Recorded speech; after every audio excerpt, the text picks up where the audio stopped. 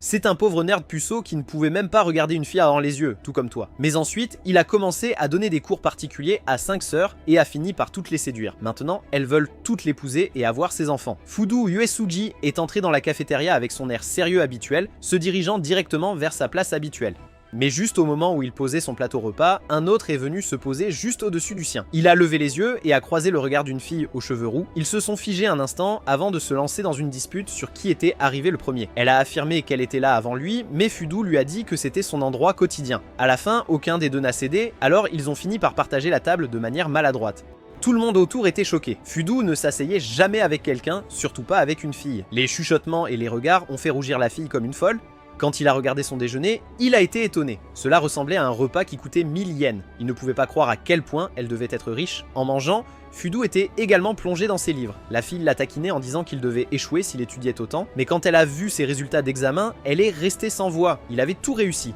Elle a admis qu'elle n'était pas douée pour étudier et a dit qu'elle aurait aimé être comme lui. Elle a même demandé s'il pouvait l'aider à étudier. Mais au lieu de dire oui, il a souligné combien elle mangeait et a dit qu'elle prendrait du poids. Cela l'a mise en colère. Elle s'est vraiment fâchée et l'a traité de grossier.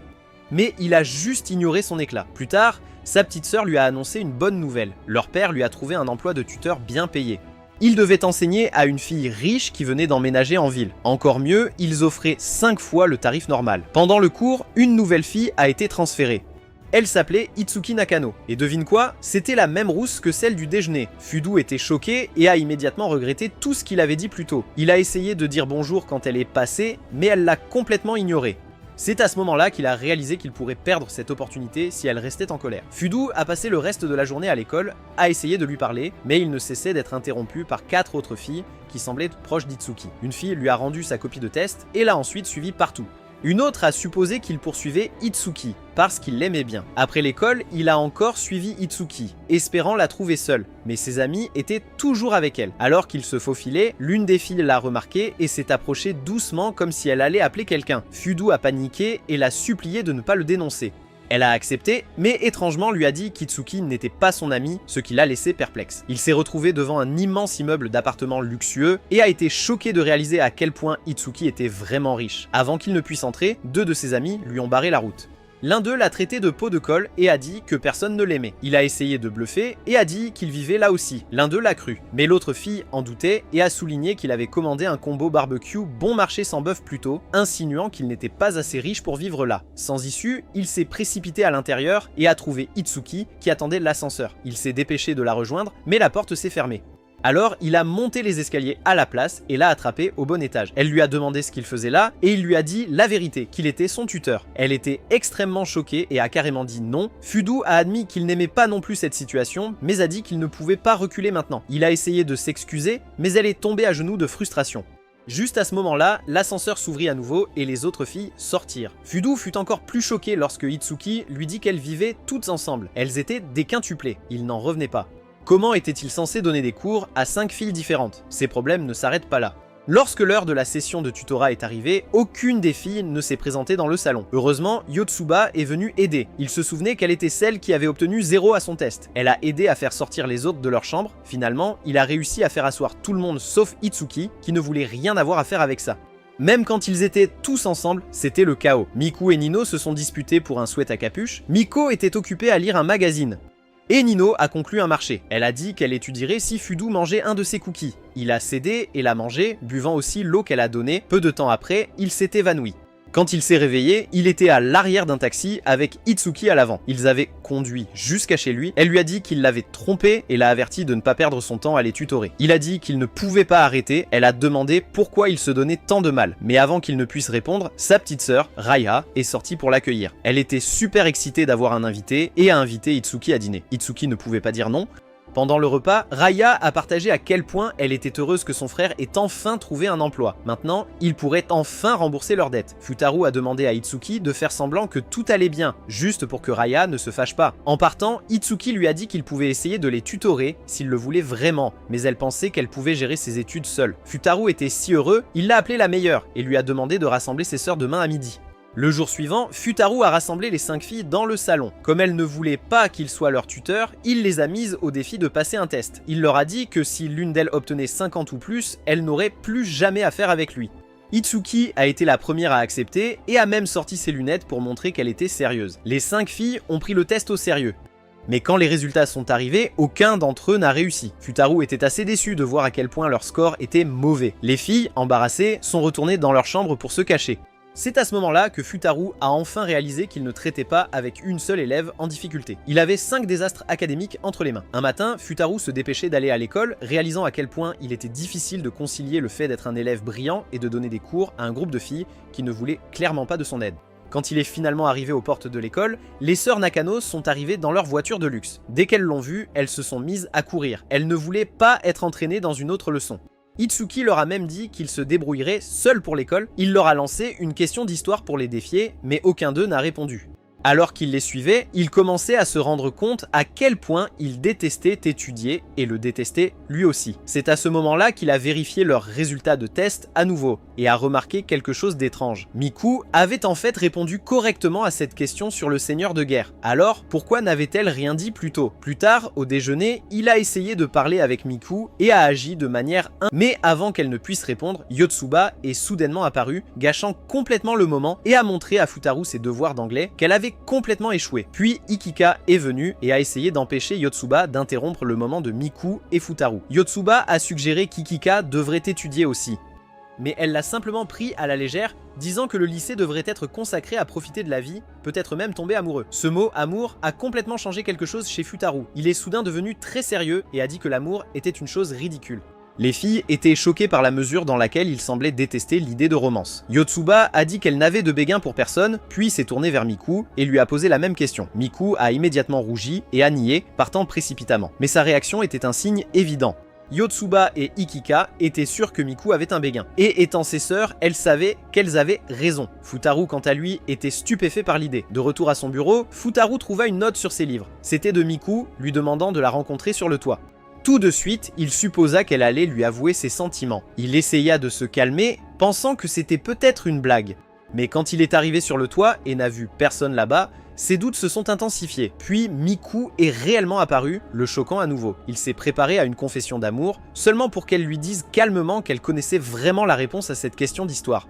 Il s'avère qu'elle est super intéressée par les seigneurs de guerre de l'ère Sengoku, mais le cache parce qu'elle pense que c'est bizarre par rapport aux filles qui aime les acteurs et les pop stars. Futaru a vu cela comme une chance de construire la confiance. Il lui a dit qu'aimer les seigneurs de guerre n'était pas du tout bizarre et il l'a encouragé à embrasser ses intérêts. Il a suggéré qu'il pourrait se concentrer sur l'histoire du Japon dans ses leçons, mais Miku a... Alors, il a essayé de faire ses preuves en énumérant une série de faits sur les seigneurs de guerre, allant même jusqu'à lui proposer de le tester. Juste quand ils allaient commencer à étudier, Miku lui a donné une canette de soda matcha comme offrande de paix.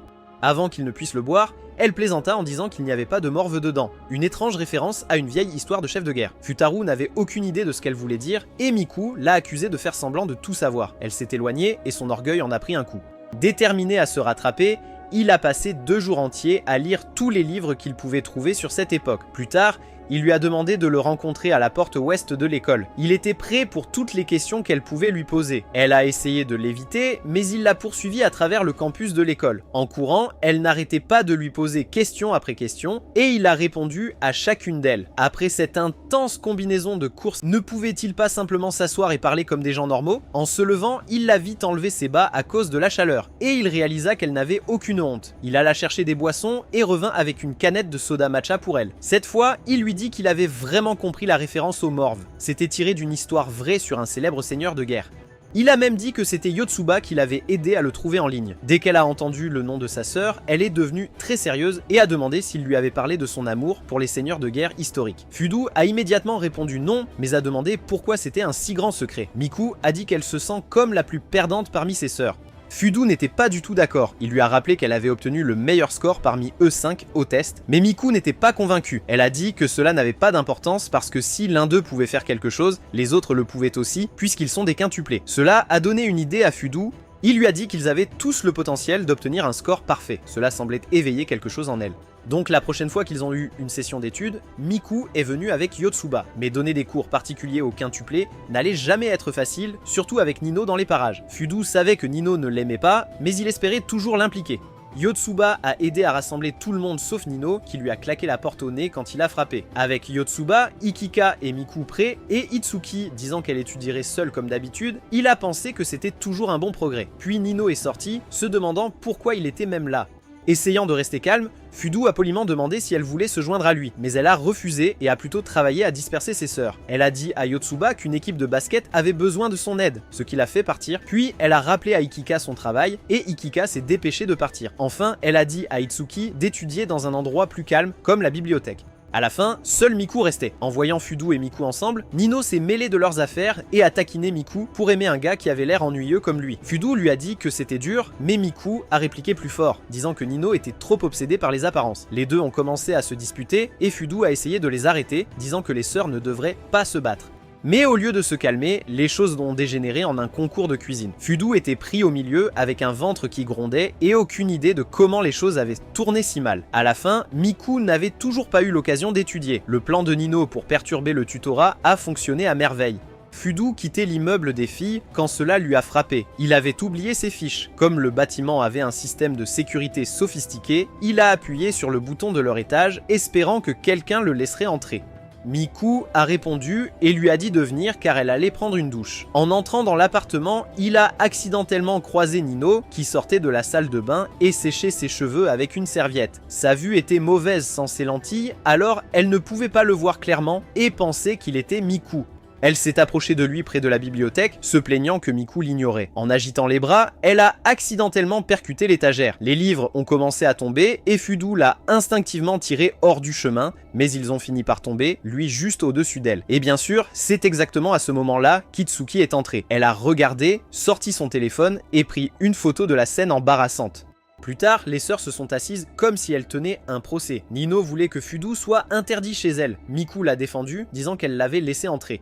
Les choses se sont réglées une fois qu'Itsuki a montré les livres autour d'eux, prouvant que Fudo essayait juste de protéger Nino de se blesser. L'affaire était close, et il était hors de cause. Mais les émotions étaient encore vives, surtout pour Nino. Quand Ikika a mentionné à quel point les 5 étaient proches, Nino s'est énervé et est parti en courant. Fudo voulait la suivre, mais Miku lui a dit de la laisser tranquille pour l'instant. En sortant, il a remarqué que Nino était assise dehors, l'air frustré. Quand elle l'a vue, elle lui a dit de ne même pas la regarder. Fudo s'est excusé et a commencé à s'éloigner, mais il se sentait mal, alors il est retourné et s'est assis à côté d'elle. Elle était surprise. Il lui a dit qu'il était coincé sur quelque chose dans sa tête et qu'il ne voulait pas partir avant de l'avoir compris. Elle a murmuré qu'elle détestait tout le monde. Il a demandé doucement si cela signifiait aussi ses sœurs. Fudo a essayé d'expliquer que peut-être elle ne détestait en fait personne, eh bien peut-être qu'elle était simplement blessée parce qu'ils avaient toujours été juste les 5 et maintenant tout changeait. Mais même avec ces mots, Nino refusait toujours de l'accepter comme leur tuteur. Plus tard cette semaine-là, c'était enfin dimanche, le jour de repos de Fudaru, et il y avait un festival de feux d'artifice. Il avait hâte de passer la journée à étudier tranquillement. Juste au moment où il se mettait à l'aise, quelqu'un a frappé à la porte. Lui et sa sœur, Reiya, se sont figés, pensant que cela pourrait être un collecteur de dettes. Il a ouvert la porte prudemment et a crié qu'il n'avait pas d'argent, seulement pour trouver Itsuki là. Embarrassé, il a claqué la porte. Elle lui a crié de l'ouvrir à nouveau. Elle était venue pour déposer son paiement. Maintenant qu'il avait de l'argent, il a dit à Reiya qu'il pouvait l'emmener à la salle d'arcade comme elle le voulait. Reiya était ravie. Itsuki n'avait pas prévu de venir, mais elle n'a pas pu dire non aux supplications de Reiya, alors elle s'est jointe à eux. Tous les trois ont passé un bon moment à jouer à des jeux, et Itsuki a vu à quel point Fudoru travaillait dur pour rendre sa petite sœur heureuse. En quittant l'arcade, ils ont croisé le reste des quintuplés. Reiya était étonnée, elle pensait voir 5 versions d'Itsuki. Les sœurs ont demandé pourquoi ils traînaient. Yotsuba a invité Reiya à regarder le feu d'artifice avec eux.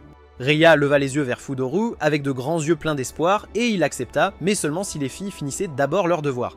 Ils se sont dépêchés de terminer, puis sont allés ensemble au festival. Fudoru a remarqué à quel point les filles étaient excitées et s'est demandé pourquoi cela signifiait tant. Miku a expliqué que c'était une tradition que leur mère avait commencée. Fudoru a compris qu'il ne s'agissait pas seulement de feux d'artifice, mais de souvenirs. Mais les choses sont vite devenues compliquées. Ikika a reçu un appel téléphonique et est parti discrètement. Le groupe se dirigeait vers un bâtiment que Nino avait loué, mais en chemin, ils se sont séparés dans la foule. Nino s'est rendu compte que personne n'était avec elle et qu'elle était bousculée.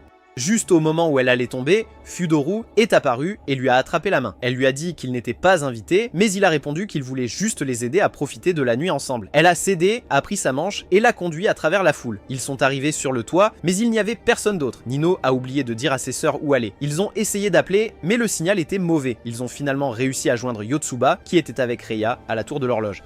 Fudoru baissa les yeux et remarqua Ikika marchant seul. Il alla la trouver, mais fut bloqué par un homme qui demanda quel était son lien avec elle. Avant qu'il ne puisse répondre, Ikika disparut avec le gars. Puis Miku est arrivé, boitant parce que quelqu'un lui avait marché sur le pied. Fudoru l'a aidé à s'asseoir et a enveloppé son pied. Quand elle était prête à se lever, il a souri et a tendu la main. Elle l'a prise et ils se sont levés ensemble, toujours en se tenant par la main, quand deux femmes sont arrivées et ont demandé s'ils étaient un couple pour une enquête. Miku a dit non, mais elles ne l'ont pas cru. Fudoru a rapidement ajouté qu'ils étaient juste des connaissances. Miku avait l'air blessé par cela et n'a rien dit de plus. Fudoru a bientôt trouvé Itsuki et l'a amené pour retrouver Miku. Il a demandé à Itsuki quel type de relation ils avaient. Elle hésita et dit qu'ils étaient essentiellement des étrangers, mais ajouta qu'au fond de lui, il connaissait déjà la réponse. Puis, de nulle part, Ikika attrapa Fudoru et l'emmena dans une ruelle tranquille. Elle expliqua qu'elle avait du travail et ne pouvait pas rester pour le feu d'artifice. Elle lui demanda pourquoi il se souciait tant de les aider. Cette question l'a fait réfléchir. Peut-être qu'il s'était trop efforcé. Avant de partir, Ikika a aperçu son collègue arriver et ne voulait pas qu'il la reconnaisse. Elle a embrassé Fudoru pour donner l'impression qu'ils étaient un couple. Il est resté là, gêné, ne sachant pas comment réagir. Elle a rougi et s'est demandé à haute voix s'ils ressemblaient à de vrais amoureux. Puis elle a dit doucement qu'ils étaient juste amis, mais elle a avoué que cela semblait étrange. Fudoru s'est éloigné et a dit qu'ils n'étaient pas amis, juste tuteur et élève. Ça a vraiment blessé Ikika et elle a éclaté contre lui pour avoir dit ça. Il se souvenait qu'il avait dit la même chose à Miku plus tôt et l'avait probablement blessé aussi. Quand il a découvert qu'Ikika travaillait avec ce caméraman, il a supposé qu'elle n'était qu'une assistante, mais elle a révélé qu'elle était en fait actrice et qu'elle se préparait pour une audition importante. Il lui a dit que si elle ne se concentrait pas sur ses études, elle pourrait ne pas entrer à l'université. Elle a demandé pourquoi il étudiait autant, mais avant qu'il puisse répondre, ils ont vu son collègue attraper une fille pensant que c'était Ikika, mais c'était Miku. Ils ont couru pour la sauver. Fudoru a attrapé la main de Miku et a dit à l'homme qu'elle n'était pas Ikika. Ce n'est que là que l'homme s'est réalisé qu'il avait la mauvaise personne. Ikika a expliqué qu'elle devait sauter le festival à cause de l'audition. Elle leur a demandé de dire aux autres qu'elle était désolée. Miku a dit à Futaru de la suivre. Il a rattrapé Ikika juste au moment où elle partait et lui a dit d'arrêter de prétendre qu'elle allait bien tout le temps. Il lui a rappelé d'être elle-même, elle a pris ses mots avec elle et est arrivée juste à temps pour son audition. Sa performance a impressionné tout le monde. Plus tard, son patron l'a ramenée, mais à ce moment-là, le feu d'artifice était terminé. Elle a trouvé Futaru qui l'attendait. Il lui prit la main et l'emmena dans un parc où ses sœurs étaient rassemblées avec des cierges magiques et des petits feux d'artifice qu'elles avaient achetés dans un magasin. Futaru les remercia d'avoir pris soin de Rhea, qui s'était endormie sur le banc. Puis quelque chose d'inattendu s'est produit. Nino a dit à Futaru qu'il avait fait du bon travail. Ikika, touché par les efforts de tout le monde, s'est excusé d'avoir gâché la soirée. Mais Nino a répondu que c'était de sa faute pour ne pas avoir dit à quelqu'un où se trouvait le bâtiment. Les sœurs ont lentement commencé à s'excuser les unes auprès des autres. Même si rien ne s'est passé comme prévu, ils ont terminé la soirée en riant, allumant des cierges magiques et en étant ensemble. Futaru était sur le point de faire face à son plus grand défi, pas à l'école, mais en tant que tuteur des filles. Les examens de mi-trimestre approchaient rapidement et si ne serait-ce qu'une des sœurs échouait, il perdrait son travail.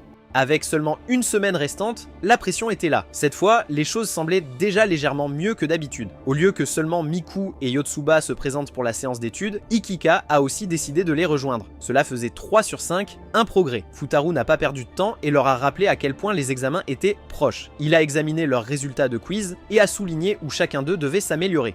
Ce qui l'a le plus surpris, c'était de voir Miku s'attaquer à l'anglais, sa matière la plus faible. Elle lui a dit qu'elle voulait enfin s'y mettre sérieusement. Sa motivation a encouragé les autres, et pour une fois, ils ont tous essayé de se concentrer. Après avoir étudié, les 3 filles ont invité Futaru à prendre des parfaits avec elle. Il a apprécié l'invitation, mais a dû la refuser. Il avait ses propres études à faire. Sur le chemin du retour, Itsuki l'a soudain rattrapé et soufflé. Elle a dit que leur père venait de l'appeler et voulait lui parler. Futaru a pris l'appel et a été immédiatement confronté à une menace. Leur père l'a averti que si même une des filles échouait aux examens de mi-semestre, il serait renvoyé. Cela a bouleversé Futaru profondément. Son emploi dépendait de leurs notes. Après avoir raccroché, il a essayé de convaincre Itsuki de le laisser l'aider à étudier. Mais elle était encore trop fière et a dit qu'elle voulait gérer les choses seule. Plus il insistait, plus elle s'énervait. Leur discussion s'est transformée en dispute et ils ont tous les deux juré de ne plus jamais travailler ensemble, ce que Futaru a rapidement regretté. Plus tard, de retour chez la fille, les sœurs faisaient une pause en jouant à un jeu dans le salon. Futaru leur a dit que la pause était finie et a essayé de les ramener aux études. Mais ils étaient fatigués et se plaignaient. Il a pensé à leur dire que son emploi était en jeu. Mais avant qu'il ne puisse parler, Nino est arrivé. Il savait que si elle découvrait que son travail était en danger, elle l'utiliserait certainement contre lui. Comme prévu, lorsque les filles ont refusé d'étudier, Nino a commencé à le pousser hors de la maison. Ils se disputaient encore à la porte quand Ikika a soudainement dit que Futaru avait accepté de passer la nuit. Cela les a laissés sans voix tous les deux, mais puisque c'était déjà décidé, il est resté. En prenant un bain, il a essayé de parler à travers la porte avec celui qu'il pensait être Itsuki. Il a commencé à s'excuser et a accidentellement renversé le vérité, que leur père leur enverrait s'ils échouaient. Mais à son grand désarroi, la personne dehors n'était pas Itsuki, c'était Nino qui prétendait être elle. Elle connaissait maintenant son point faible. Lorsqu'il est sorti, Nino n'a même pas fait semblant d'être intéressé par la séance d'études et est resté occupé avec son téléphone. Futaru était stressé. Pendant ce temps, Ikika, qui a remarqué ce que Miku ressentait pour lui, a essayé de les faire parler plus. Mais Futaru était trop concentré pour essayer de faire apprendre quelque chose à Nino. Il a répondu aux questions à haute voix pour que Nino puisse entendre depuis la table à manger. Ensuite, lorsque Miku a demandé quel type de fille il aimait, il a inventé un jeu. Il décrivait le genre de fille qu'il aimait à chaque fois que l'une d'elles terminait une tâche d'étude. Ils ont continué jusqu'à ce qu'il révèle que la fille qu'il décrivait était en fait sa petite sœur. Il ne pensait pas vraiment à sortir avec quelqu'un de toute façon. Itsuki est descendu, attiré par tout le bruit. Ikika a remarqué la tension gênante entre elle et Futaru et l'a tiré dehors pour parler. Elle lui a dit qu'elle savait qu'ils s'étaient disputés et a dit que, de bien des façons, ils se ressemblaient. Elle pouvait dire qu'Itsuki souffrait aussi. Futaru a souri et lui a tapoté la tête, disant qu'elle était vraiment la grande sœur. Elle les comprenait mieux que quiconque. Cette nuit-là, Miku a offert sa chambre à Futaru pour dormir, alors elle a partagé avec Ikika. Mais quand elle est allée aux toilettes au milieu de la nuit, elle a oublié et est accidentellement retournée dans sa propre chambre, s'endormant à côté de Futaru sans s'en rendre compte. Il s'est réveillé avec le choc de sa vie. Le lendemain matin, les filles cherchaient Miku, surtout Yotsuba, qui a remarqué qu'elle n'était pas dans le lit d'Ikika. Pendant ce temps, Futaru paniquait à l'idée d'expliquer ce qui s'était passé. Les choses ont empiré quand Itsuki a frappé à la porte. Elle était venue demander de l'aide pour étudier, ayant finalement mis sa fierté de côté. Mais Futaru était tellement affolée en essayant de cacher Miku qu'il lui a dit de partir brutalement. Elle est partie, blessée, ne sachant pas qu'il essayait de la protéger de mal comprendre la situation. Plus tard, Ikika, Yotsuba et Futaru se sont dirigés vers la bibliothèque pour étudier et secrètement chercher Miku. Soudainement, Ikika a dit qu'elle avait oublié sa trousse et a demandé à Futaru de retourner la chercher. Yotsuba a offert ses propres stylos, mais Ikika a fait un clin d'œil. C'était clairement un stratagème pour qu'il parle à Itsuki. Quand il est retourné à l'appartement, il a croisé Miku juste au moment où elle partait. Elle a essayé d'aborder le moment gênant de la veille, mais Futaru a dit qu'il ne s'était rien passé et a affirmé qu'il avait dormi dans le salon. Elle a souri et l'a remercié pour l'article de couverture. Ensuite, elle est partie pour la bibliothèque. À l'intérieur, il a trouvé Itsuki endormi à la table portant les écouteurs de Miku. Il l'a doucement réveillée et voyant combien il était difficile de la joindre, a eu une idée. Il ferait semblant qu'elle était Miku et lui enseignerait de cette façon. Étonnamment, Itsuki a joué le jeu. Pour la première fois, ils s'entendaient bien tous les deux. Même s'il faisait semblant, il s'est quand même excusé pour leur dispute. Elle a fait de même. D'une manière ou d'une autre, faire semblant d'être quelqu'un d'autre les a aidés à faire la paix. Bientôt, c'était la veille des examens. Les filles ont fait une autre soirée pyjama pour réviser pour le test. Tout le monde a travaillé dur et a fini par s'endormir ensemble dans le salon. Le lendemain matin, ils se sont réveillés en retard et ont dû se dépêcher. Yotsuba, la plus sportive, a réussi à arriver à l'école à l'heure. Les autres ont dû se faufiler devant le professeur qui gardait l'entrée, et Futaru s'est même fait attraper. Pendant l'examen, les filles ont fait de leur mieux, chacune a donné son maximum. Mais à la fin, elles n'ont réussi à passer qu'une seule matière chacune. Futaru s'attendait à être renvoyé. Pourtant, il n'a pas perdu une seconde. Il a dit à chaque fille où elles avaient fait des erreurs, a loué les choses qu'elles avaient bien faites et leur a donné des conseils pour la prochaine fois. Puis leur père l'a appelé. Futaru a décroché, prêt à accepter d'être licencié. Il leur a dit qu'il devait peut-être trouver un nouveau tuteur. Mais avant qu'il ne puisse en dire plus, Nino a attrapé le téléphone et a menti. Elle a dit à leur père qu'ils n'avaient pas encore tous les résultats et qu'ils avaient besoin de plus de temps pour décider s'il était le bon tuteur. Après avoir raccroché, Futaru a demandé pourquoi elle avait fait cela. Nino lui a répondu franchement qu'il n'aurait pas une deuxième chance de gâcher cela. Alors la prochaine fois, il devait s'assurer que ça fonctionnait. Les filles étaient soulagées que Futaru n'ait pas été renvoyé. Pour l'instant, il était toujours leur tuteur. À la fin de tout cela, un peu du passé de Futaru a été révélé. Leur père a dit à Rhea que son frère n'avait pas toujours été un gars sérieux. Il était autrefois rebelle, avec des cheveux en désordre et une attitude dure. La photo qu'il lui montra était de l'époque où Futaru rencontra quelqu'un qui le changea. Rhea s'illumina de curiosité et lui demanda si cette fille était son premier amour. Futaru coupa rapidement la conversation, mais Raya n'était pas prêt à laisser tomber aussi facilement. De retour à la maison Nakano, Miku travaillait dur sur quelque chose de nouveau, la cuisine. Elle a fait des croquettes et a demandé à Futaru et Yotsuba de les goûter. Futaru a poliment dit qu'elles étaient bonnes, mais Yotsuba a été honnête et a dit qu'elles n'étaient pas terribles. Miku, pas prête à abandonner, est retournée rapidement à la cuisine et a continué à préparer d'autres fournées, forçant Futaru à manger encore et encore, jusqu'à ce qu'il soit allongé à plat sur le sol avec un mal de ventre. Il regrettait sérieusement d'avoir prétendu les aimer autant. Après tout, il était là pour enseigner, pas pour être assommé par la nourriture. Il reprochait à Yotsuba d'être trop honnête, ce qui ne faisait que donner envie à Miku de s'améliorer encore plus. Yotsuba haussait les épaules, disant qu'elle ne pouvait pas mentir à sa sœur en face. Juste à ce moment-là, Itsuki et Nino étaient sur le point de partir. Futaru, désespéré de les faire rester pour étudier, a supplié Yotsuba de trouver quelque chose, n'importe quoi pour les faire rester. Malheureusement, Yotsuba était terrible pour mentir, et elle a fini par leur dire que Futaru avait attrapé une maladie rare et pourrait mourir s'il bougeait.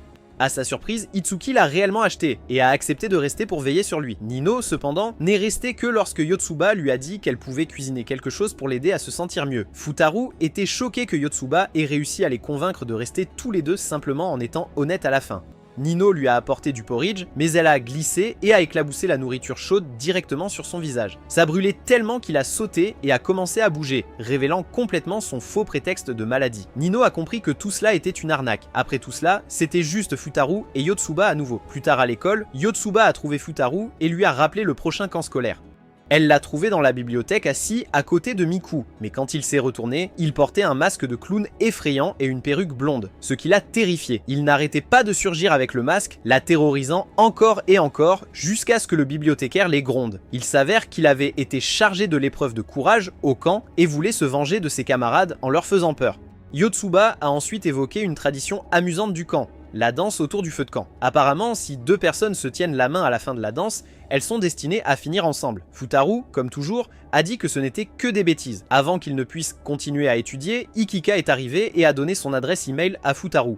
Elle lui a dit de lui envoyer un message de temps en temps, puis elle l'a défié, de collecter les adresses email des 4 autres sœurs, sinon elle montrerait à tout le monde une photo de lui en train de dormir. Motivé par la menace, il s'est mis au travail. Miku lui a donné son email facilement. Itsuki a dû être soudoyé avec l'email de Raya. Nino, comme prévu, était la plus difficile. Futaru lui a dit que si les 4 autres parlaient dans son dos, elle serait la seule laissée de côté. Cela a fait l'affaire. Elle a insisté pour être incluse et a griffonné son email dans le carnet de l'étudiant. Yotsuba a ensuite fait remarquer qu'il en manquait encore un, le sien. Embarrassé, il a réalisé qu'elle avait raison. Plus tard, quand il est rentré chez lui, Futaru a prévu de contacter les filles au sujet de la session de tutorat du week-end. Mais à son grand désarroi, l'email de Nino n'était pas dans ses contacts. C'est là qu'il se souvint qu'elle l'avait écrit dans son manuel d'étudiant. Le même manuel qui avait une photo de lui enfant avec une fille. Il en avait besoin rapidement. Il décida d'aller directement à la maison Nakano et essaya de demander à Nino le livre. Au lieu d'aider, elle s'est fâchée contre lui pour être entrée dans sa chambre sans prévenir. Puis, de nulle part, elle a dit qu'elle ne le rendrait que s'il l'aidait à se percer l'oreille. Au lieu d'accepter, Futaru a essayé discrètement de prendre le livre de sa poche. Elle l'a remarqué, l'a frappé et l'a repris. C'est alors qu'elle a vu la photo à l'intérieur. Nino a été immédiatement charmé par le garçon sur la photo, ne réalisant pas qu'il s'agissait de Futaru lui-même. Il a menti en disant que c'était juste un cousin. Il ne voulait pas non plus qu'elle remarque la fille sur la photo avec lui, une personne de son passé. Pendant ce temps, Yotsuba continuait à parler de la danse autour du feu de camp et de la façon dont les gens tombaient souvent amoureux à cause de cela. Futaru n'y croyait toujours pas, et quand elle a demandé à Miku ce qu'elle en pensait, Miku a maladroitement demandé pourquoi les gens tombaient amoureux. Ikika est soudainement apparue, disant que les gens aiment parce que leurs sentiments sont trop forts pour être ignorés, et elle a taquiné Miku, laissant entendre qu'elle comprenait ce que ça faisait. Miku a tout nié. Ikika a dit à Futaru qu'elle ne pourrait pas se joindre à leur session d'études ce jour-là en raison d'une réunion. Mais avant de partir, elle a donné une perruque à Miku. Futaru a trouvé cela suspect, alors il a suivi Miku et l'a regardé entrer dans les toilettes des filles. Quelques instants plus tard, Ikika est sorti à la place. C'est alors qu'il a réalisé qu'ils avaient échangé leur place. Il l'a suivie en secret jusqu'à ce qu'elle entre dans une pièce privée. Il s'avère qu'un gars avait trompé Ikika pour qu'elle vienne. Il voulait lui demander d'aller à la danse autour du feu de camp. Miku, prétendant être Ikika, ne savait pas quoi faire. Elle a dit qu'elle y réfléchirait, mais le gars ne l'a pas bien pris. Futaru est intervenu et a inventé une histoire comme quoi il lui avait déjà demandé d'aller au bal. Alors maintenant, Futaru devait assister à un bal auquel il ne croyait même pas. La nuit, avant qu'il ne devait partir pour le camp, Rhea est tombée malade. Comme leur père devait travailler cette nuit-là, Futaru est resté à la maison pour s'occuper d'elle. Quand le matin est arrivé, il a pensé qu'il avait manqué le bus et a dit à son père de ne pas s'inquiéter. Juste au moment où il s'installait, Itsuki est arrivée à la porte. Elle a dit à sa famille qu'elle emmenait Futaru au camp. Il est sorti et a trouvé que les 5 filles avaient abandonné le bus scolaire et étaient venues en voiture juste pour le chercher. Il était complètement touché. Pendant le trajet, une forte neige a commencé à tomber. Ils n'ont pas pu arriver au camp et ont été contraints de s'arrêter dans une auberge locale. Pire encore, il n'y avait qu'une seule chambre disponible pour qu'ils la partagent tous. Pendant que les filles s'inquiétaient des arrangements pour dormir, Futaru souriait tranquillement en remarquant que Rhea avait glissé un bracelet porte-bonheur dans son sac pour lui porter chance. Les choses sont devenues encore plus gênantes lorsqu'ils ont appris que l'auberge avait un bain extérieur, mais il était mixte. Nino était furieuse, disant que c'était déjà assez mauvais qu'ils aient dû dormir dans la même chambre qu'un garçon. Ikika l'a taquiné, demandant pourquoi elle supposait qu'ils allaient tous se baigner ensemble de toute façon. Futaru ne pouvait pas s'empêcher de taquiner Nino en lui rappelant le moment où elle avait fait irruption dans la salle de bain pendant qu'il se baignait. Pendant que les filles se relaxaient dans la source chaude, Nino s'est plainte une fois de plus de devoir dormir à côté de Futaru. Ikika a dit qu'il n'était pas dangereux et lui a rappelé qu'il était leur ami.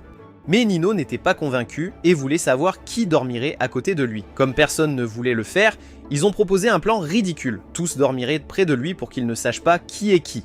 Ils ont même coiffé leurs cheveux de la même façon. Finalement, tout leur stress était inutile, parce que quand ils sont retournés dans la chambre, Futaru dormait déjà profondément, complètement inconscient du chaos. Le matin suivant, Itsuki a eu le choc de sa vie. Elle a ouvert la porte et a vu une de ses sœurs assise très près de Futaru pendant qu'il dormait. Horrifiée, elle a claqué la porte avant de pouvoir comprendre qui c'était. Le groupe est enfin arrivé au camp scolaire tant attendu. Tout le monde s'est mis au travail, s'entraidant avec des tâches comme préparer la nourriture et couper du bois. Yotsuba a couru vers Futaru et lui a dit qu'elle l'aiderait avec l'événement test de courage, même si elle était initialement assignée à l'activité du feu de camp. Elle voulait aider parce qu'il le gérait tout seul. Quand la nuit est tombée, Futaru et Yotsuba se sont déguisés en costumes effrayants pour effrayer les autres élèves. Futaru portait un costume de clown avec une perruque blonde et Yotsuba s'est enveloppé comme une momie. Leurs frayeurs ont été super efficaces. Les cris résonnaient dans toute la forêt sombre. Mais ensuite est venu un groupe qui n'était pas si facile à effrayer, Ikika et Miku. Ils ne tremblaient pas beaucoup, restant calmes même quand les choses devenaient effrayantes. On ne pouvait pas en dire autant d'Itsuki et Nino cependant. Itsuki était tellement terrifiée qu'elle s'est enfuie dans la mauvaise direction, se retrouvant près d'une falaise. Nino l'a poursuivie, mais elle s'est perdue dans les bois. Pendant que Nino trébuchait dans l'obscurité, elle est tombée. C'est alors qu'un étranger aux cheveux blonds est apparu et lui a tendu la main. Nino était instantanément troublé. Il avait l'air familier, comme quelqu'un qu'elle avait vu une fois sur une photo. Ce qu'elle ne réalisait pas, c'était que c'était en fait Futaru, déguisé dans le cadre du test de courage. Il a essayé de l'aider à se relever, mais sa jupe s'est accrochée à une branche et s'est déchirée. Elle n'a pas agi comme d'habitude, douce et timide, parce qu'elle n'avait aucune idée que c'était lui. En réalisant cela, Futaru a décidé de continuer à faire semblant d'être quelqu'un d'autre. Soudain, ils ont entendu un cri fort résonner à travers la forêt, les faisant paniquer tous les deux. Alors qu'ils essayaient de s'échapper, Nino a failli glisser du bord de la falaise. Futaru a réussi à la tirer en sécurité juste à temps, mais il a failli tomber lui-même. Nino a rapidement attrapé son bracelet, ce qui l'a sauvé. Émue par son courage, elle demanda à tenir sa main parce qu'elle avait encore peur. Au lieu de cela, Futaru lui a donné son bracelet porte-bonheur et lui a dit que cela la protégerait. Ému, Nino a lancé une question inattendue. Serait-il son partenaire pour la danse autour du feu? Futaru ne savait pas quoi dire. Il était déjà censé danser avec Ikika. Avant qu'il ne puisse répondre, quelqu'un d'autre est apparu à travers les arbres. Ils ont tous les deux paniqué, mais c'était Itsuki qui pleurait parce qu'elle s'était encore perdue. Son terrible sens de l'orientation avait encore frappé. Nino s'est précipité pour la serrer dans ses bras, soulagé qu'elle soit saine et sauve. Quand Nino s'est retourné pour présenter son mystérieux compagnon, il avait déjà disparu. Elle avait l'air un peu déçue, mais quand ils sont retournés au campement, elle n'a pas pu s'arrêter de parler de lui avec des étoiles dans les yeux. Pendant ce temps, Futaru avait mal à la tête en essayant de comprendre comment il pouvait danser avec Nino et Ikika en même temps. Pour remercier Yotsuba de l'avoir aidé lors du test de courage, il a proposé de l'aider à transporter le dernier lot de bois pour le feu de camp. Elle s'est plainte qu'il l'avait abandonnée pour faire toutes les frayeurs toute seule. Même Ikika est venu aider, ce que Futaru a vu comme l'occasion parfaite de lui parler de la situation de la danse autour du feu de camp. Ikika a remarqué qu'il agissait bizarrement. Il ne parlait pas d'études comme d'habitude. Quand elle l'a pressé, il a admis qu'il ne voulait pas que quelqu'un le déteste. Ikika a proposé de l'aider en prétendant être ses sœurs afin qu'il puisse s'entraîner à leur parler. Elle lui a dit d'être lui-même et de ne pas trop réfléchir à tout. Finalement, ils sont allés chercher le dernier morceau de bois de chauffage dans l'abri. C'est alors que Futaru lui a finalement demandé d'annuler la danse. Il ne s'attendait pas à ce qui s'est passé ensuite. Les yeux d'Ikika se sont remplis de larmes. Avant qu'il ne puisse réagir, un groupe d'étudiants est apparu. Ne sachant pas que quelqu'un était à l'intérieur, ils ont fermé les portes du hangar derrière eux, emprisonnant Ikika et Futaru à l'intérieur. Bloqués dans l'obscurité du hangar, ils ont tout essayé pour ouvrir la porte, mais elle ne bougeait pas. Ikika a commencé à s'inquiéter, et si Miku découvrait qu'elle était coincée ici avec Futaru, surtout en connaissant les sentiments de sa sœur à son égard, Futaru essayait de se concentrer sur la construction d'un petit feu pour les garder au chaud, bien qu'Ikika ait dit que ce n'était pas nécessaire. Elle continuait d'essayer de discuter, mais il restait silencieux et évitait le contact visuel. Se sentant encore gêné après l'avoir fait pleurer, de retour au camp, les autres filles ont commencé à se rendre compte que quelque chose n'allait pas. Fudaru et Ikika manquaient à l'appel, Miku a rappelé à l'intérieur, Ikika a essayé d'attirer l'attention de Fudaru en disant quelque chose de choquant. Elle pensait à arrêter l'école, cela l'a finalement poussé à arrêter ce qu'il faisait. Elle a expliqué que ses rôles d'actrice commençaient à s'accumuler et qu'elle avait besoin de temps pour se concentrer sur sa carrière. Elle s'attendait à ce qu'il la gronde, mais au lieu de cela, il l'a encouragée. Il a dit que c'était formidable qu'elle ait trouvé quelque chose qui la passionnait. Pendant qu'il parlait, il a réussi à allumer le feu. Ikika a souri et a dit qu'il n'avait pas à danser autour du vrai feu de camp. Au lieu de cela, elle a demandé s'il pouvait, puis il lui a finalement dit pourquoi il était si opposé à danser en public. Selon la légende, toute personne qui dansait main dans la main à la fin du feu de camp était censée rester ensemble pour toujours. Ikika a soudainement réalisé à quel point cela était important pour Miku, elle n'avait pas connu la signification derrière cela auparavant et la culpabilité l'a frappée durement. Elle avait accepté l'invitation sans penser aux sentiments de sa sœur. En paniquant sur ce qu'elle avait fait, elle a accidentellement renversé un morceau de bois. Il s'est écrasé contre le mur, déclenchant un mécanisme. Fudaru s'est jeté pour la protéger et ils ont tous deux touché le sol. Alors qu'elle essayait de se relever, un rayon a frappé la porte et a déclenché une alarme de gicleur d'eau, les trempant tous deux dans une eau glacée. Juste à ce moment-là, la porte du hangar s'est ouverte. Miku et Itsuki se tenaient dehors, choqués par ce qu'ils avaient découvert, Fudaru et Ikika trempés et l'un sur l'autre. Le lendemain des événements dramatiques du camp, Fudaru ne se sentait pas très bien. Son corps était fatigué et la maladie qu'il avait attrapée de Rhea commençait à se manifester. Mais Yotsuba, totalement inconsciente qu'il était à court d'énergie, l'entraîna joyeusement pour aller skier avec les autres. Ikika, qui était tombée malade avec de la fièvre, resta au lit et Itsuki resta derrière pour s'occuper d'elle. Ikika, cependant, comprenait parfaitement sa sœur. Elle lui demanda doucement si elle croyait vraiment que Fudaru était un mauvais garçon. Itsuki ne répondit pas, mais son silence en disait long. En haut de la montagne enneigée, Fudaru se préparait à skier avec Yotsuba, essayant d'ignorer à quel point il se sentait étourdi et faible. Puis, tout à coup, Miku est apparue elle aussi. Et encore plus surprenant, c'était l'arrivée d'Ikika, bien qu'elle soit censée être malade. Ils ont tous décidé de jouer au jeu du tag en skiant, bien que Fudaru ne sache pas du tout skier. Il a décidé de participer quand même, déterminé à trouver le moment d'expliquer à Miku ce qui s'était passé entre lui et Ikika. Il voulait dissiper le malentendu, mais Miku l'évitait chaque fois qu'il essayait de l'approcher, alors il s'est retrouvé à skier à côté d'Ikika. Les choses ne se sont pas bien passées, il a perdu le contrôle et a foncé droit dans un arbre. Complètement embarrassé, il s'est éloigné pour se cacher. En partant, quelque chose d'important est tombé de sa poche, le bracelet porte-bonheur que Nino lui avait donné la veille quand elle pensait qu'il était quelqu'un d'autre. Elle l'a vu tomber et s'est figée. Si ce bracelet était ici, alors le gars pour qui elle avait craqué devait être à proximité. Elle a essayé de le rattraper, mais il a couru, essayant d'éviter une situation compliquée. En courant, il a bousculé Yotsuba qui lui a rappelé que la partie de cache-cache continuait. Espérant échapper à tous les deux, Fudu s'est glissé dans un petit igloo pour se cacher. Il pensait être seul, mais Miku était déjà là. Fudu a essayé de partir, mais Miku l'a arrêté. Elle a dit que l'espace était restreint, mais que ça allait. Ils se sont assis là, d'abord en silence, mais ont ensuite commencé à parler. Miku a essayé de paraître calme, mais ses sentiments se lisaient sur son visage. Fudu a doucement dit que même si les 5 avaient commencé sur un pied d'égalité, leurs efforts individuels devaient être remarqués.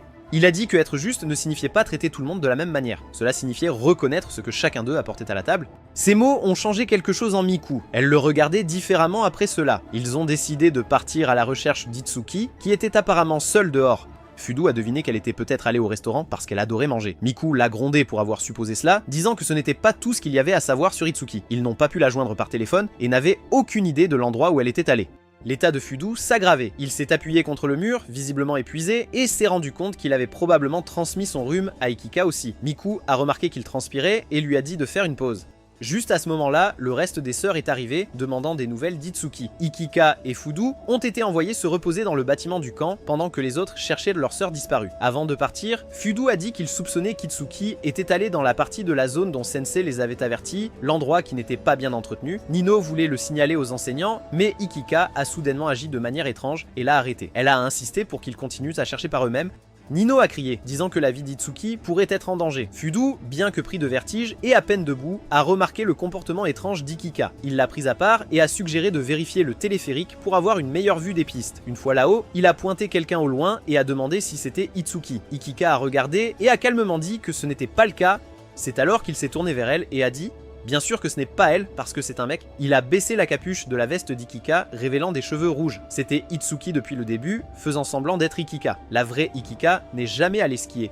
Itsuki s'est excusée en disant qu'elle voulait juste vérifier par elle-même s'il était vraiment une bonne personne. Fudu était trop fatigué pour la gronder et lui a seulement dit qu'elle était terrible pour faire semblant. Avant qu'il ne puisse terminer la conversation, Fudu s'est soudainement effondré. Il était trop malade pour rester conscient. Plus tard, les professeurs l'ont emmené dans une chambre et ont dit aux filles de ne pas le déranger. Les sœurs ont insisté pour rester avec lui, mais Fudu leur a dit de ne pas s'inquiéter. Nino a dit qu'elle s'inquiétait juste pour lui, mais le professeur a clairement indiqué que la chambre était interdite. Avant d'aller se reposer, Fudu a pris Nino à part. Il lui a dit que le parent qu'elle avait rencontré, le mystérieux gars avec la perruque blonde, n'assisterait pas à la danse autour du feu de camp. Il savait qu'elle avait des sentiments pour ce gars, et même si c'était en réalité lui déguisé, il ne pouvait pas l'admettre. Nino se sentait anéanti et a décidé de ne pas participer du tout à la danse. Ailleurs, Itsuki était remplie de culpabilité, elle savait que son acte stupide de faire semblant d'être Ikika avait stressé Fudu au point d'un effondrement. En marchant dans le couloir, elle a croisé Yotsuba tenant le carnet du camp de Fudu. À l'intérieur, ils ont vu des pages pleines de signets et de notes sur le camp. Il avait vraiment hâte à ce voyage, planifiant même quelles histoires partager avec Raiya à son retour. Il se sentait horrible de lui avoir rendu la vie si difficile. Déterminé à le voir, Itsuki a attendu que le professeur parte et s'est faufilé dans sa chambre. Quand elle a allumé la lumière, elle a réalisé qu'elle n'était pas seule. Ses 4 sœurs étaient déjà là. Elles s'étaient toutes faufilées également, espérant voir Fudu. Ce soir-là, alors que la danse autour du feu de camp atteignait son moment final, quelque chose de spécial s'est produit. Pendant que Fudu dormait encore, ignorant la tradition, 5 mains étaient délicatement enroulées autour de la sienne. Chacune des sœurs tenait sa main lorsqu'on arriva au décompte final. Plus tard, il s'est réveillé, non pas dans la cabine, mais dans un lit d'hôpital. Ses yeux avaient changé de couleur, ils étaient maintenant dorés.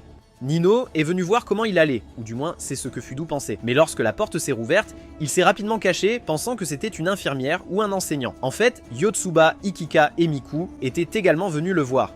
Avec son fidèle ruban vert, Yotsuba a découvert la cachette de Nino. Ce qu'elle a vraiment remarqué, c'est son parfum. Ikika a donné des devoirs à Fudu, car rien ne dit bon rétablissement comme des devoirs. Elle s'est avouée dans une pensée silencieuse que l'école ne semblait plus si ennuyeuse. En fait, elle a même mis sa carrière de diffusion virtuelle en pause pour passer plus de temps autour de Fudu. Après le départ des filles, Fudu se sentait bizarrement énergisé, comme s'il avait récupéré simplement en étant autour d'elle. Mais ce sentiment n'a pas duré. Son médecin est entré et après un peu de bavardage, Fudu a appelé les quintuplés des idiotes de manière désinvolte. Le médecin a ri et lui a dit « Ces filles ne sont pas idiotes, tu ne les comprends juste pas ». C'est alors que Fudu a réalisé que les filles n'étaient pas venues juste pour lui rendre visite. Elles étaient à l'hôpital pour se faire vacciner contre la grippe. Vous vous souvenez de la fille avec les barrettes en forme d'étoile? Oui, Itsuki, c'était elle qui se cachait, essayant d'éviter le vaccin. Juste au moment où il était ramené dans sa chambre, Fudu aperçut à nouveau son médecin et ressentit une vague de réalisation. Allongé là, il pensa à un souvenir vague d'une fille qu'il avait rencontrée lors d'un voyage scolaire à Kyoto il y a des années. Le souvenir était flou, mais quelque chose à son sujet semblait important. Dans le style typique de Fudu, le souvenir se termina par quelque chose de aléatoire, comme une invasion d'aliens. Toujours perdu dans ses pensées, il tourna la tête et vit Itsuki assis tranquillement près de son lit. Elle était restée en arrière, se cachant pour que ses sœurs ne l'entraînent pas à se faire vacciner. Ils ont eu un petit moment, partageant un regard calme et silencieux. Fudu repensa à ce vieux souvenir de Kyoto et commença à voir des similitudes entre cette fille mystérieuse et Itsuki. Tout juste quand les choses se calmaient, le reste des sœurs est arrivé en trombe. Et Nino n'a pas perdu de temps pour traîner Itsuki afin de finalement recevoir son vaccin contre la grippe. Fudu était enfin sorti de l'hôpital et de retour à la maison des Nakano. On pourrait penser qu'avec tout ce repos, il irait bien. Mais une chose était encore clairement cassée, sa capacité à différencier les quintuplés. Peu de temps après son retour, Fudu est tombé sur des copies d'examens ratés. Le problème ? Les noms ont été arrachés, alors naturellement, le détective Fudu s'est mis au travail, il a commencé à poser des questions, mélangeant encore les noms, et pendant un moment étrange en peignoir, Ikika a décidé de le taquiner en prétendant qu'elles étaient en fait des sextuplés, en introduisant une fausse 6ème sœur nommée Mitsumi, classique Ikika, toujours prête à distraire avec le chaos, et une blague que personne n'a demandé. Mais le mystère du test échoué n'était pas une blague. Après avoir fait repasser le quiz à toutes les filles, Fudu pensait initialement que le mauvais score était celui d'Ikika à cause de son écriture. Mais en y regardant de plus près, il a réalisé que le style d'écriture de chaque fille apparaissait dans le test. Elles ont toutes échoué. Oui, chacune a raté le quiz. Alors que les autres paniquaient, Itsuki a soudainement abordé quelque chose de non lié. D'un ton suspectement aguicheur, elle a demandé si Fudu essayait de découvrir laquelle d'entre elles était la fille qu'il avait rencontrée à Kyoto il y a 5 ans. Il a mordu à l'hameçon et leur a demandé directement, mais personne n'a répondu. Il a craqué, disant que la fille de l'époque ne pourrait jamais être aussi bête qu'elle, brutale. Avec seulement une semaine avant les examens de mi-semestre, les choses semblaient sombres. Mais Fudu n'était pas du genre à abandonner, sans imprimante ni photocopieuse. Il est resté éveillé toute la nuit à rédiger des guides d'études personnalisés pour chacune des filles, les 5 à la main, comportement légendaire. Le lendemain matin, complètement épuisé, il est arrivé en retard à leur séance d'études et s'est effondré devant la porte. Quand Itsuki l'a ouverte, elle a vraiment cru qu'il était mort. Pas le meilleur accueil chez moi. Une fois à l'intérieur, il pouvait sentir la tension. Miku et Nino se disputaient à propos de la télévision. Juste des trucs typiques de frères et sœurs, mais ça a vite dégénéré. Miku avait emprunté la gomme de Nino sans demander, et Nino avait bu le soda matcha de Miku par dépit. C'est à ce moment-là que Fudo a su, s'il ne réglait pas les choses bientôt, le plan d'études s'effondrerait. Yotsuba a proposé un plan appelé Opération Tout le monde s'entend. L'objectif était simple, leur remonter le moral. Le nom n'était pas génial, et malheureusement le plan ne l'était pas non plus. Il a échoué, Mikika a proposé un autre plan, l'opération 3ème Force, où il ferait de Fudo un méchant pour que Miku et Nino s'unissent contre lui. Cela a également échoué. Nino était tellement en colère qu'elle est partie étudier seule. Fudo a essayé de l'arrêter, mais elle lui a lancé la célèbre réplique « Tu ne sais rien, Jon Snow » et est partie.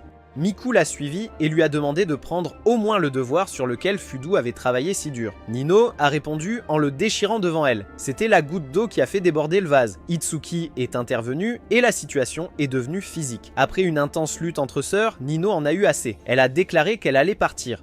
Juste au moment où tout le monde pensait que les choses ne pouvaient pas empirer, Itsuki a annoncé qu'elle partait aussi. Fudo commença à regretter chaque décision qui avait mené à ce moment. Le lendemain, Fudo et Miku partirent en mission pour retrouver les sœurs disparues. Mais étant privés de sommeil et hors de forme, ils se fatiguèrent rapidement. Puis Miku eut une idée géniale, utiliser son propre visage comme moyen de les retrouver.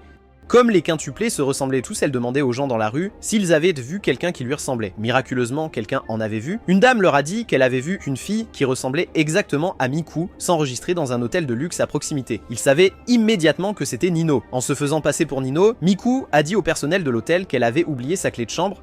Le personnel les a laissés entrer dans la salle. Avant que Fudo et Miku puissent expliquer quoi que ce soit, Nino les a interrompus, visiblement pas d'humeur à parler. C'est à ce moment-là qu'elle a remarqué quelque chose. Fudo portait encore le même bracelet qu'elle avait donné à Kintaro, le mystérieux blond du camp scolaire. Nino a finalement réalisé que Kintaro et Fudo étaient la même personne. Après avoir été rejetés à nouveau, Fudo et Miku sont partis. Ils ont discuté de Itsuki ensuite. Miku a révélé qu'Itsuki avait laissé son portefeuille à la maison, ce qui signifie qu'elle ne séjournait certainement pas dans un hôtel de luxe. Fudo est rentré chez lui seulement pour être accueilli par Raiha et l'odeur délicieuse du curry en train de cuire. Il a commencé à se sentir coupable, imaginant Itsuki perdu, affamé et frigorifié.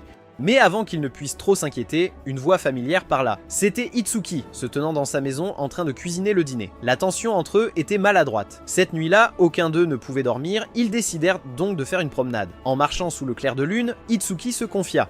Elle a révélé que leur famille n'a pas toujours été riche. Avant que leur mère ne se remarie, ils étaient pauvres. Leur mère travaillait jour et nuit pour élever les 5 enfants seuls. Après son décès, Itsuki a pris sur elle de devenir la responsable pour guider ses sœurs du mieux possible. Fudo lui a dit qu'elle lui rappelait une figure maternelle, et si elle était la mère, alors il serait le père pour aider à diriger la famille. C'est alors qu'elle l'a regardé et a dit doucement « La lune est belle ce soir ». Bien sûr, Fudo ne l'a pas compris. Dans la culture japonaise, c'est une manière poétique de dire « je t'aime ». Il est complètement passé à côté. Le lendemain, Fudo a appris que Yotsuba avait rejoint l'équipe d'athlétisme de l'école. Il n'était pas content, sachant combien cela empiéterait sur son temps d'études. Elle a expliqué qu'elle avait essayé de dire non, mais ils lui ont dit que l'équipe s'effondrerait sans elle. Avant qu'il ne puisse en dire plus, le capitaine de l'équipe l'a appelée et elle est partie s'entraîner. Fudo a essayé de la poursuivre, mais son énergie s'est épuisée. Alors qu'il reprenait son souffle, Nino est apparu. Il a essayé de la convaincre de rentrer à la maison et étonnamment, elle a accepté. Mais la maison n'était pas la résidence Nakano, elle voulait dire l'hôtel. Comme d'habitude, les gardes de l'hôtel ont de nouveau expulsé Futaru, alors il s'est assis près d'un étang, se sentant désespéré. Comment était-il censé réunir les sœurs avant les examens? De nulle part, quelqu'un est apparu, une fille qui ressemblait exactement à celle de la photo qu'il avait gardée toutes ces années. Ils sont montés dans un bateau et elle lui a dit qu'il était temps de passer à autre chose. Alors qu'elle disait au revoir, il a paniqué, perdu l'équilibre et est tombé dans l'eau. Elle a pris la photo et lui a laissé un petit parchemin en souvenir de Kyoto. Trempé, il est retourné à l'hôtel pour essayer à nouveau. Les gardes l'ont arrêté, mais Nino, qui regardait depuis la fenêtre, lui a donné une serviette et l'a laissé entrer. Elle lui a permis de se doucher pendant qu'elle attendait juste à l'extérieur de la paroi vitrée de la salle de bain. C'était gênant mais étrangement paisible. Alors que l'eau chaude tombait sur sa tête, Futaru se souvenait comment il était tombé dans les temps plus tôt, en pensant à combien la fille de Kyoto comptait pour lui. Juste au moment où il sortait, Nino s'est excusé d'avoir déchiré le guide d'études. Futaru a accepté, mais lui a dit qu'elle devrait aussi s'excuser auprès d'Itsuki. Elle ne voulait pas. Plus tard, Futaru a parlé à Itsuki et lui a parlé des excuses de Nino. Il l'a encouragé à être aussi moins têtue. Il a suggéré que peut-être toutes les sœurs devraient se retrouver à nouveau. Peut-être qu'elles pourraient se reconnecter comme avant. Itsuki se souvenait d'un souvenir avec Nino. Ils étaient allés au cinéma et s'étaient disputés pour choisir quel film regarder. Nino voulait une comédie romantique appelée Amour des vacances d'été, tandis qu'Itsuki préférait quelque chose de plus sérieux, comme les origines des mystères de la vie. Futaru attendait sa réponse, mais Itsuki n'était pas encore prête à rentrer à la maison. Le lendemain, Futaru est retourné à l'hôtel de Nino, déterminé à la convaincre encore une fois de rentrer à la maison. Ils ont eu une sérieuse conversation à cœur ouvert sur la façon dont elle avait changé, en particulier sur ses sentiments pour Kintaro, la version fausse blonde de Futaru, dont elle est tombée amoureuse pendant le camp scolaire. Nino a finalement accepté de rentrer chez elle, mais elle avait une condition. Elle devait dire au revoir à Kintaro, et enfin tourner la page sur son fantasme à sens unique. Dommage que Kintaro n'ait jamais vraiment existé. Maintenant coincé dans ce pétrin, Futaru avait deux choix, continuer à faire semblant d'être Kintaro, et laisser Nino passer à autre chose paisiblement, ou avouer qu'il était Kintaro et risquer tout. Il était sur le point de dire la vérité, mais Nino n'arrêtait pas de l'interrompre. Elle a même rendu le bracelet qu'elle avait donné à Kintaro plus tôt. Puis, pour ajouter un autre rebondissement, elle et Kintaro ont commencé à faire des choux à la crème ensemble. Ouais, ça ne s'est pas passé comme ça en avait l'air. En préparant le dessert, Nino a demandé nonchalamment si Kintaro aimait les choux à la crème, puis s'est soudainement précipité pour appeler Futaru. Ouais, elle a appelé le vrai lui. Donc Futaru, toujours habillé en Kintaro, a dû rapidement décrocher le téléphone et parler comme lui-même, tout en étant assis en face d'elle en tant que Kintaro. Toute cette histoire de double identité devenait un vrai problème. Ils ont préparé une quantité incroyable de choux à la crème. Une fois terminé, Futaru, en tant que Kantaro, a suggéré que peut-être Nino pourrait inviter ses sœurs à les manger aussi. Nino a immédiatement refusé. Elle n'allait pas partager ce moment rare avec son prince charmant. Mais lorsque Kintaro a insisté sur le fait qu'il voulait juste qu'elle se reconnecte avec ses sœurs, Nino a commencé à se méfier. Elle s'est éloignée et peu après a appelé Futaru, son vrai moi, lui demandant de se rencontrer dans un café. Au café, les choses sont devenues sérieuses. Elle lui a tendu un café glacé et Futaru, nerveux comme toujours, l'a bu sans hésiter. Nino lui a calmement dit qu'elle croyait que Kintaro pourrait bientôt lui avouer ses sentiments. Alors que Futaru essayait de réagir, Nino lui a offert une poignée de main seulement pour le piéger et sortir le bracelet qu'elle avait supposément rendu à Kintaro. Elle avait connu la vérité depuis le début. Avant que Futaru ne puisse expliquer, le café glacé l'a frappé et il s'est évanoui. Nino l'a drogué, pas sérieusement bien sûr, juste assez pour l'assommer. Quand il s'est réveillé, elle était partie. Pendant ce temps, Yotsuba avait du mal à jongler entre l'école et les entraînements de course. Son entraîneur la poussait beaucoup. Le lendemain, Futaru et Itsuki sont sortis chercher Nino à nouveau et ont rencontré Yotsuba qui s'entraînait encore avec l'équipe. Futaru a essayé de lui expliquer que les études devaient être sa priorité, mais le capitaine de son équipe est intervenu, insistant sur le fait que l'équipe avait besoin d'elle. Alors Futaru a fait quelque chose d'audacieux, il les a défiés à un examen en mouvement, il courait avec eux tout en posant des questions de test. Oui, ils ont littéralement fait du jogging tout en révisant pour les examens de mi-trimestre. Pas l'idéal, mais ça a fonctionné. Plus tard dans la soirée, Ikika et Yotsuba se brossaient les dents quand Ikika a appelé Fudoru. Au téléphone, elle a découvert que Yotsuba voulait quitter l'équipe d'athlétisme, mais qu'elle ne pouvait pas se résoudre à laisser tomber l'équipe. Ils ont créé un plan pour l'aider à s'émanciper. Le jour du plan, les filles ont réalisé que Miku n'était pas apparue. Elle devait faire semblant d'être Yotsuba et quitter l'équipe à sa place. Avec le temps écoulé, Fudoru a eu une nouvelle idée. Itsuki se déguisait en Yotsuba pendant qu'Ikika essayait de joindre Miku. Pendant ce temps, Nino et Miku étaient pris dans une guerre de thé, discutant pour savoir quelle boisson était la meilleure, thé noir ou thé vert matcha. Pendant ce moment amusant, elles eurent aussi une conversation profonde sur combien elles avaient changé. Malgré le fait qu'elles soient des quintuplés, elles commençaient toutes à devenir des personnes très différentes. De retour au drame de l'équipe d'athlétisme, Itsuki a essayé de passer pour Yotsuba, mais le capitaine de l'équipe a vu clair presque instantanément. Même avec les mêmes cheveux et le même ruban, l'échange n'a pas fonctionné. Heureusement, la vraie Yotsuba est arrivée avant que les choses ne s'aggravent. Attendez, mais ensuite, une autre Yotsuba est arrivée. Non, encore une autre. La confusion s'est finalement terminée quand les 5 sœurs sont apparues. Il s'avère que Miku était arrivée juste à temps, et avec cela, Yotsuba a finalement été libérée de ses responsabilités de piste afin qu'elle puisse se concentrer sur ses examens. Cette épreuve tout entière leur a rappelé à tous que les gens peuvent changer, et que parfois, ils en ont besoin. Plus tard, Nino a finalement dit adieu à sa version fantasmée de Kinteru. Elle et Itsuki ont partagé un moment émouvant et se sont excusés. En signe de paix, Itsuki a offert à Nino des billets pour voir Love of Summer Vacation, le film romantique préféré de Nino. En retour, Nino lui a donné des billets pour Origins of Life and Unknown Mysteries, un documentaire qu'Itsuki adorait. Ce petit échange a suffi à réunir tout le groupe à nouveau. Avec les filles réunies, elles sont retournées à leurs études, Mais Fudoru ne faisait toujours pas confiance à leur concentration. En dernier recours, il a sorti un mouvement secret, la danse finale, également connu sous le nom de rayon d'espoir. En gros, une anti-sèche. Le jour de l'examen, Fudoru a passé un appel mystérieux à son père. Nous n'avons pas entendu la conversation, mais elle importait clairement. Fudoru avait de l'espoir, mais la réalité a frappé fort. Les filles ont tout de même échoué. De retour à la maison de Nakano, l'atmosphère était sombre. Alors qu'ils discutaient de comment gérer leur échec, la sonnette a retenti. Ce n'était pas Fudoru qui se tenait à la porte, mais un membre du personnel du côté de leur père. Il s'avère que Fudoru avait déjà arrêté de donner des cours. Cet appel secret était sa démission. Non seulement il n'était plus leur tuteur, mais leur père lui avait également interdit d'entrer à nouveau chez eux.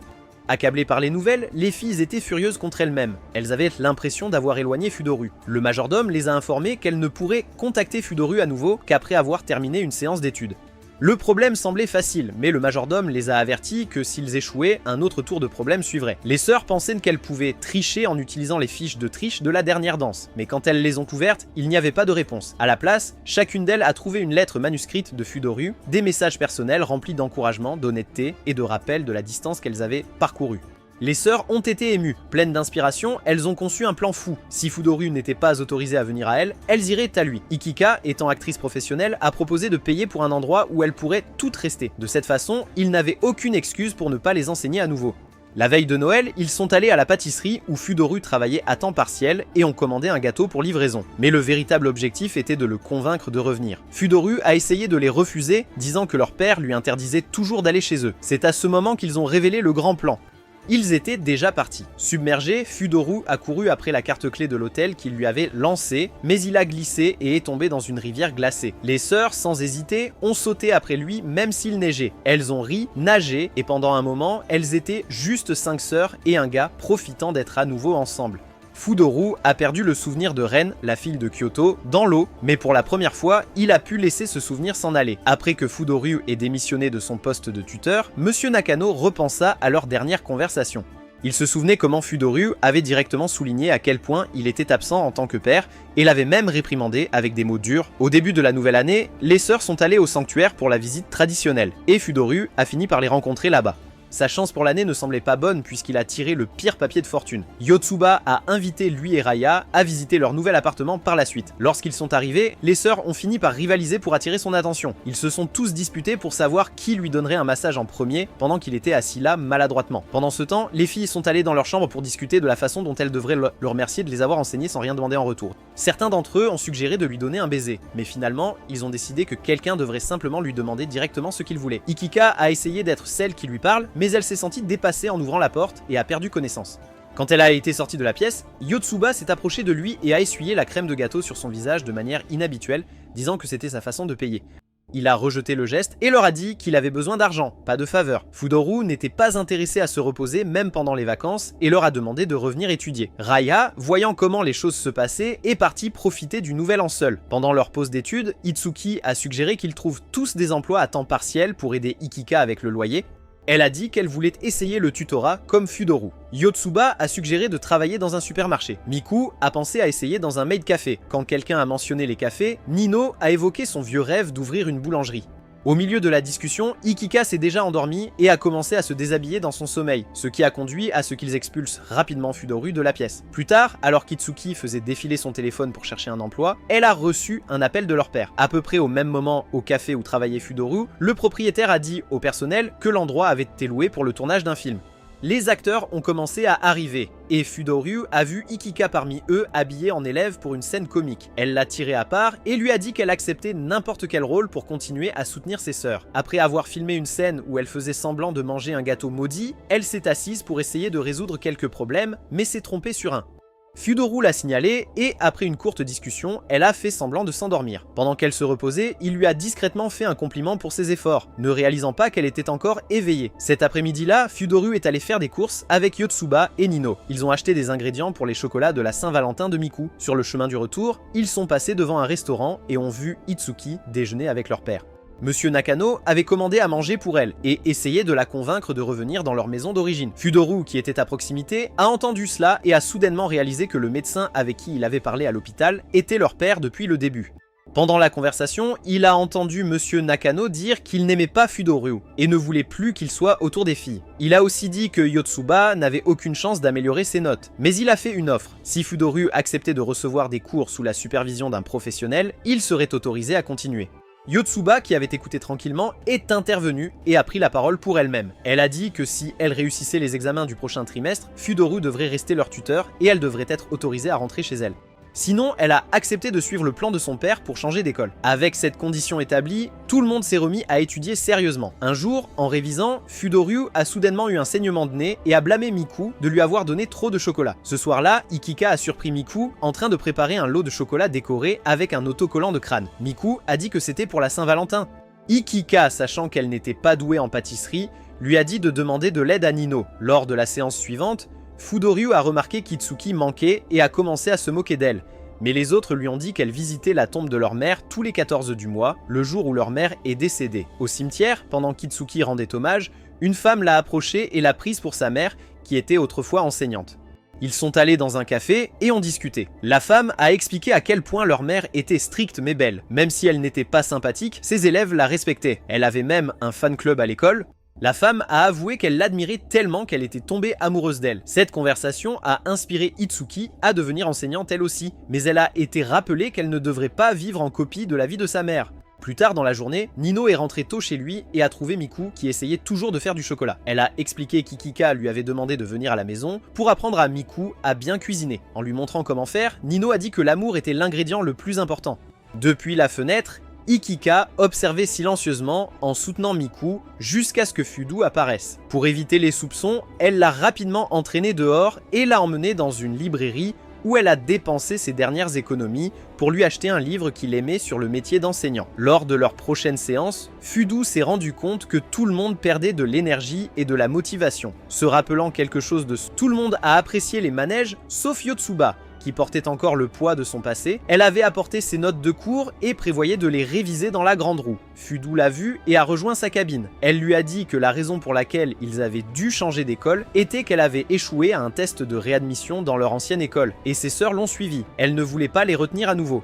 Fudo a proposé un nouveau plan. Comme chacune des sœurs avait des compétences différentes dans différentes matières, il a décidé de tirer parti de cela. Elles commenceraient à s'entraider dans les domaines où elles étaient déjà fortes, pour que l'apprentissage soit plus efficace et qu'il n'ait pas à tout porter seul. Quand le jour de la Saint-Valentin est arrivé, Itsuki est allée rendre visite à la tombe de sa mère. Encore une fois, elle a amené Fudo avec elle et l'a remercié de l'aider toujours. Elle a partagé qu'elle avait pris la décision de devenir enseignante, surtout après avoir réalisé à quel point il était important d'enseigner et d'être apprécié. Quand ils sont revenus, les autres se réveillaient juste. Miku était restée éveillée toute la nuit à préparer des... Elle lui donnait des chocolats depuis des semaines et il n'avait aucune idée qu'ils étaient censés montrer ses sentiments. Miku était frustré qu'il ne réalise pas que c'était une déclaration, surtout que le jour de la Saint-Valentin au Japon, les filles donnent du chocolat à la personne qu'elles aiment. Elle a dit à Ikika que si elle obtenait la meilleure note à l'examen parmi tout le monde, elle avouerait ses sentiments à Fudo. Ikika, en entendant cela, a tranquillement décidé de rivaliser et d'essayer d'attirer son attention aussi. Après les examens finaux, Fudo les a rencontrés dans un café pour parler des résultats. Yotsuba a fièrement partagé son score, 184, Itsuki avait 224, Miku a suivi avec 238 et Fudo était prêt à la féliciter pour être la meilleure. Mais ensuite, Ikika est entrée et a dit qu'elle avait 240. Le score de Nino est venu en dernier, révélé par le propriétaire du café, 209. Elle a également laissé un message pour Fudo disant qu'elle n'avait plus besoin de lui, et c'est là que cette vidéo se termine. Si vous voulez voir la prochaine partie de fabrication, assurez-vous de vous abonner à la chaîne et de liker cette vidéo. En attendant, regardez la vidéo suivante. Si tu as aimé cette vidéo, n'oublie pas de laisser un like et de t'abonner pour ne rater aucune vidéo sympa. À la prochaine!